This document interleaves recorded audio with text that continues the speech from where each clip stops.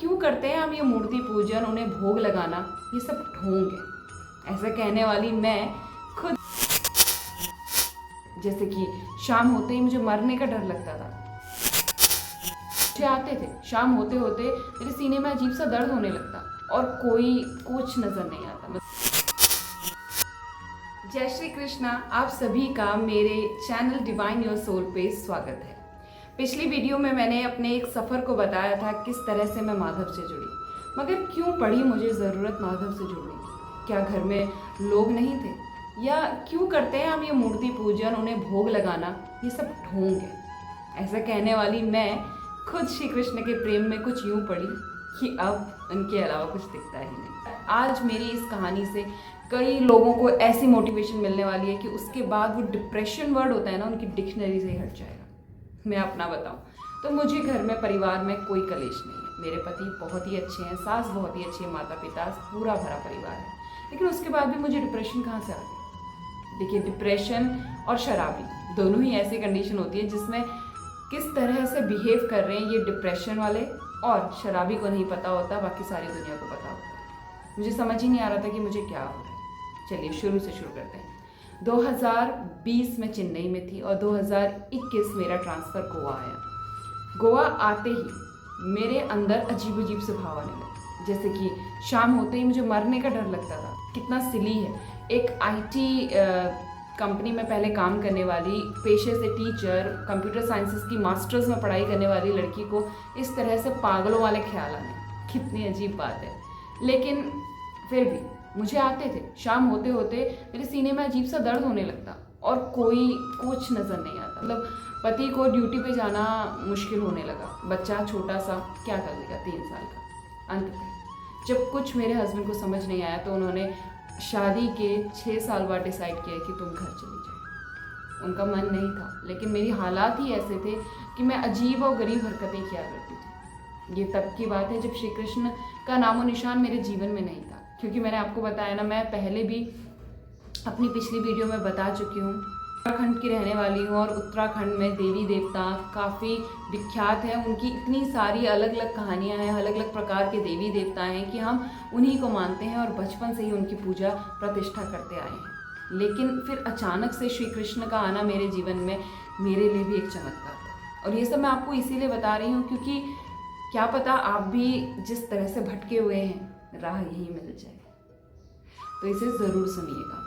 ये कोई मन ग्रंथ कहानियाँ नहीं है, ये मेरा खुद का अनुभव है जो मैंने पूरी हिम्मत करके आप लोगों के साथ साझा करने की सोची है।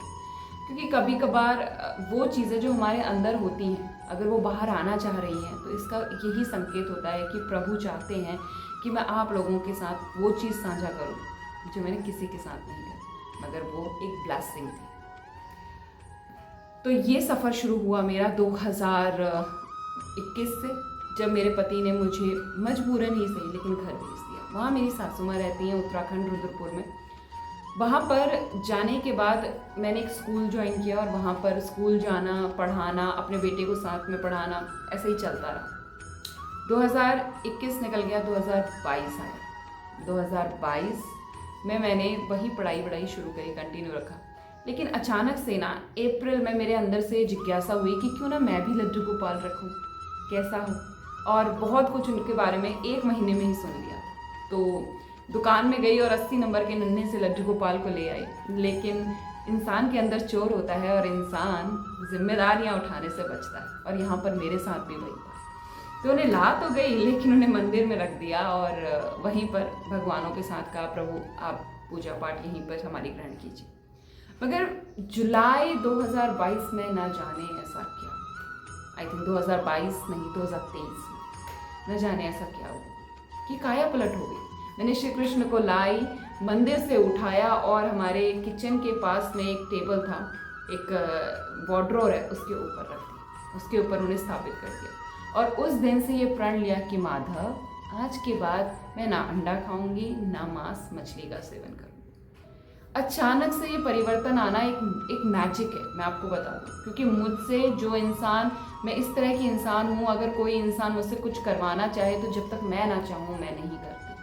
और पता नहीं ये माधव की मर्जी थी या उनका प्रेम जरूर कि उन्होंने मुझे अपना को चुना, हमारे घर में आए, अपने घर में आए और हमें अपने घर में लाए।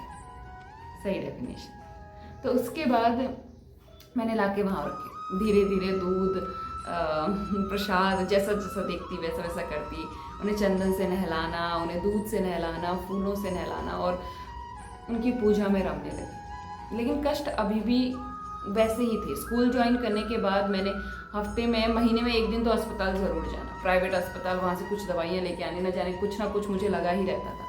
मगर आप मानेंगे नहीं, जुलाई 2023 श्री कृष्ण को अपनाने के बाद दिसंबर 2023 के बाद मुझे कोई अस्पताल जाने की आवश्यकता नहीं थी, करीबन 6-7 महीने।